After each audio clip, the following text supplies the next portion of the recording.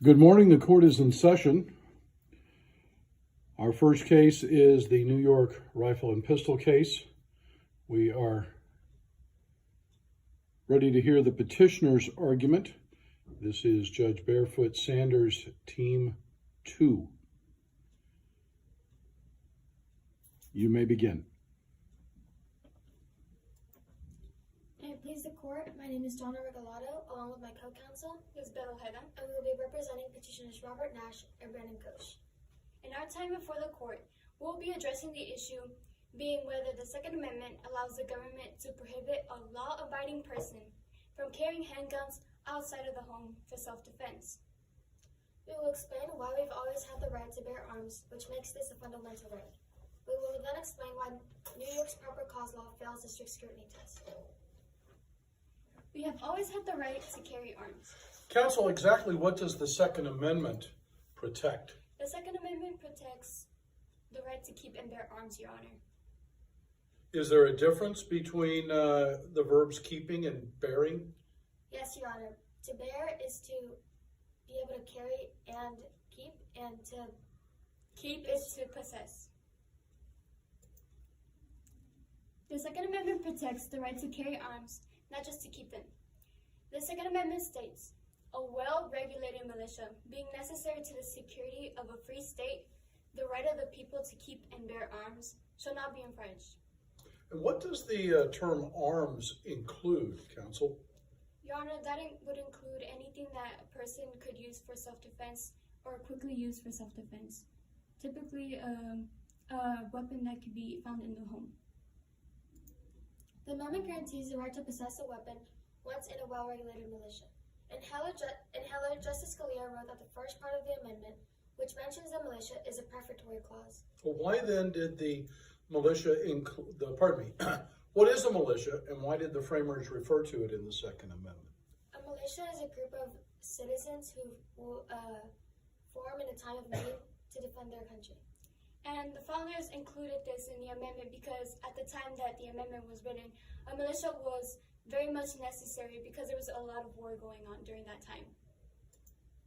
This clause gives one purpose of the Second Amendment, but it is not the only purpose. In Heller, the court also recognized that the Second Amendment guarantees the right to keep and bear arms for self-defense. The issue for this court is to decide whether that right will apply beyond the home into public spaces. The text of the amendment says that the people have the right to keep and bear arms. Counselor, yes, what are the limits of the Second Amendment's protection? The Second Amendment limits, Your Honor, would be that it doesn't, the limits of the Second Amendment is anything that will cause public terror, like that will cause terror to the public, and those who do not pass a background check or have a mental illness shouldn't be getting a hold, cannot practice that law. Thank you. To bear is to carry, which would involve conduct outside of the home. It was ruled in District of Columbia v. Heller that the Second Amendment protects an individual's right to keep and bear arms, but they limited it to the homes. As a result, lower courts continued to rule in that way, although it never specified within the amendment itself that it could only apply to the homes. So some courts continued to rule in favor of limiting it to the homes. By doing so, the courts have denied the people their rights to exercise their Second Amendment right outside of the home. The reality is there is more need for self-defense outside the home than what is being used within the home. The action of keeping the gun isn't what will keep the people safe. Carrying the gun is what keeps the people safe. It keeps the people safe. It does the person with the gun no good if they aren't allowed to carry it. A gun that is kept away can't protect someone out in the streets. In this case, protection is in the streets and outside of the home is especially important because New York is known to have dangerous places. Mr. Nash and Mr. Koch were not just violated their constitutional right to bear arms for self-defense, which the Second Amendment states itself, but also their right to feel safe by denying them the gun. They took their ability to protect themselves. Allowing people to carry a gun and not just to keep them would enforce the right of the people to feel secure. History and tradition protect our right to carry arms outside of the home for self-defense.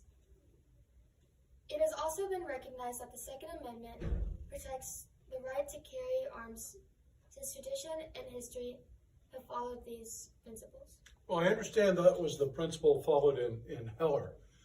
But Heller said that there needs to be a long-standing tradition of carrying a gun. In this case, carrying a gun outside the home. How should courts determine if a gun control regulation or the right is considered? Well, let's just focus on the regulation. How should we consider if a gun control regulation is considered long-standing? Your Honor, a regulation is considered long-standing if it has been such time that it falls under the status quo and it hasn't lost its meaning and spirit. So if it can still be applied today, even though times have changed, it can fall under a long-standing regulation. Hamilton states in Federalist Number 29 that guns are the most natural defense of a free country. This would imply that even our fathers intended for the people to have the right to carry arms for self-defense, which is usually outside the home. Blackstone also stated that the right to keep and bear arms is one of the fundamental rights of Englishmen, and the right of self-defense is the first law of nature. If to keep and bear arms, which would mean to keep and carry, was the purpose for the Englishmen, then it would be our founding fathers as well, since our fathers were greatly influenced by English law. To simply keep the gun at home would not protect the right our fathers cherished. Since the beginning of time, the people have had the right of self-defense outside of their homes. George Washington himself openly carried. Because of the fact that he openly carried, we can interpret this as him intending for future generations to open carry for self-defense. Counsel, you're talking several times about openly carrying. Is there a difference between openly carrying a firearm and concealed carrying a firearm? No, Your Honor, since the court hasn't ruled in favor of either one. Not only were they allowed to open carry, they were also allowed to open carry in sacred places like churches. Because they had such a strong belief in a person's right to self-defense, by them open carrying in places like churches and places outside, they acknowledged that there are dangers outside of the home. Throughout history, we have learned that we need weapons for self-defense, whether it be for a militia or protecting ourselves from hazardous situations. Limiting that right by only allowing the possession of guns inside the home is unreasonable. Well, now, exactly how should we judge whether something is unreasonable? A strict scrutiny test, an intermediate scrutiny test, rational basis review? What are those? Strict scrutiny is a test that states use to determine the constitutionality of a law. They have two bases that they have to follow. One would be that if the state has compelling interest, and the second test that they have to prove is that it would be the least restrictive means possible. Intermediate scrutiny is used to judge laws to regulate the time, place, and manner in which that we can exercise our rights. And rational basis would be a legitimate government purpose. It has to be a rational relationship with the purpose that they're intending. Counsel, in deciding whether a regulation against a gun is reasonable or not, which test do you think we should use?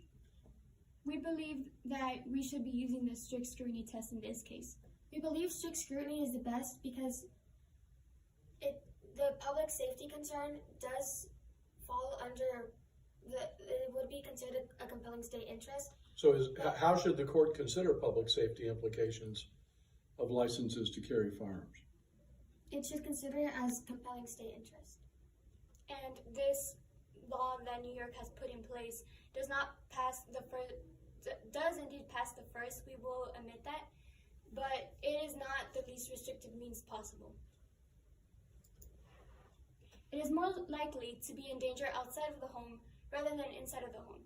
Not allowing law-abiding citizens to carry an arm puts citizens at a disadvantage that could potentially put their life in danger.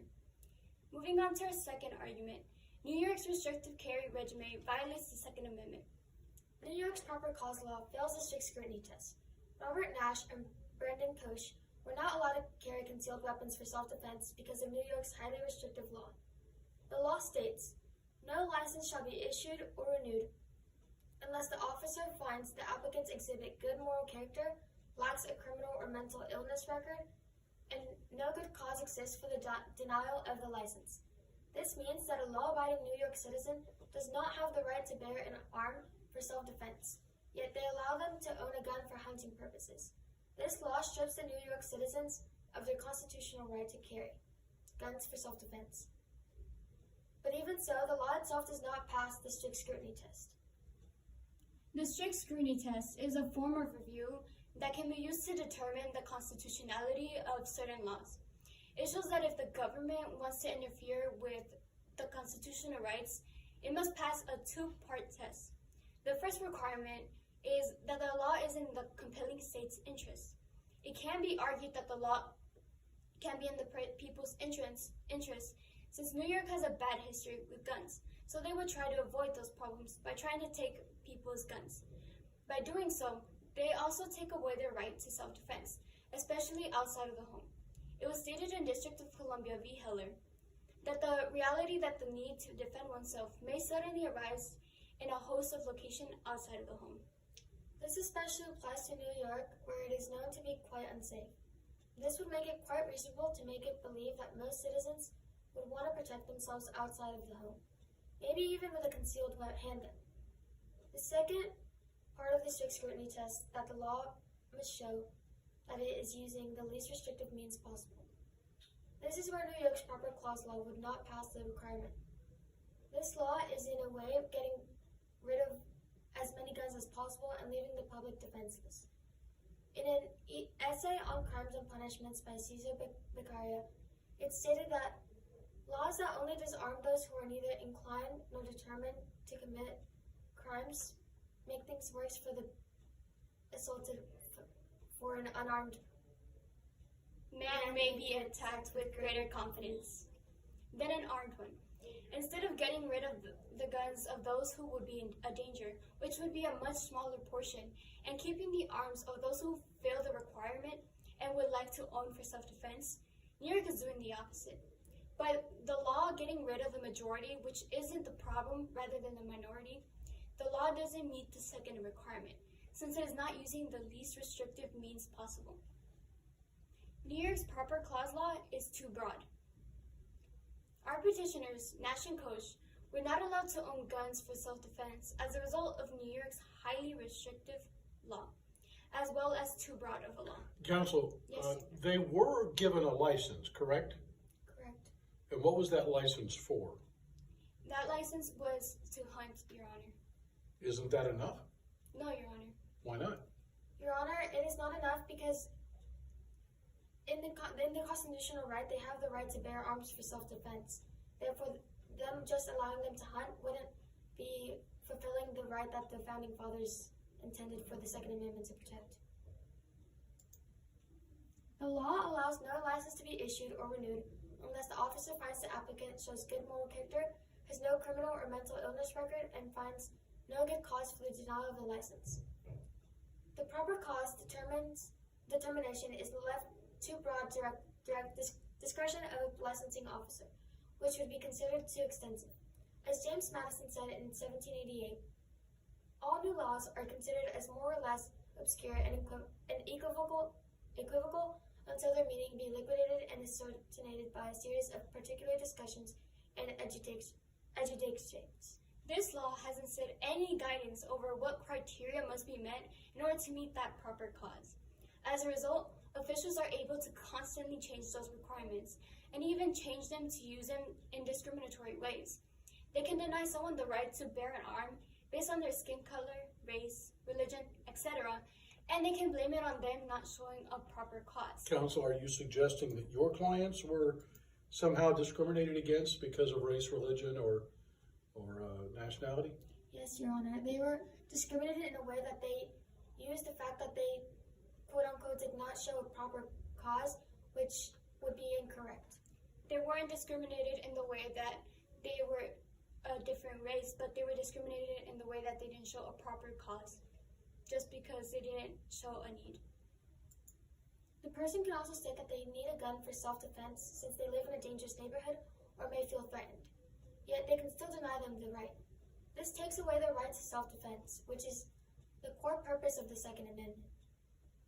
It is stated in District of Columbia v. Heller that we find that they guarantee the individual right to possess and carry weapons in case of confrontation. In other words, to defend oneself or for self-defense.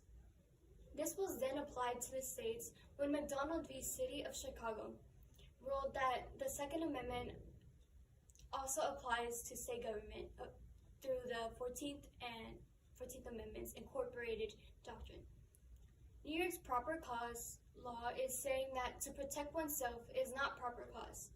Due to the fact that the law is too broad, they can use reasons like these to prevent someone from bearing an arm.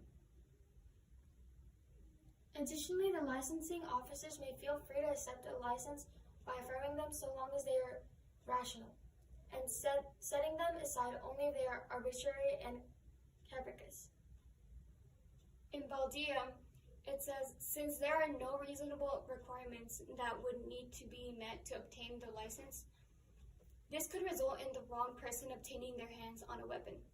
Furthermore, those who have less of a reason to obtain one, like someone who wants to carry a gun for pure enjoyment, may be able to obtain a license instead of those who want one for self-defense, simply because the licensing officer was in a good mood with one more than the other.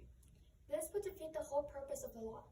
The purpose would be to make sure New York citizens would be safe by making sure those who shouldn't keep their hands on a gun don't get a hold of one. And they do this by getting rid of the majority's right to one.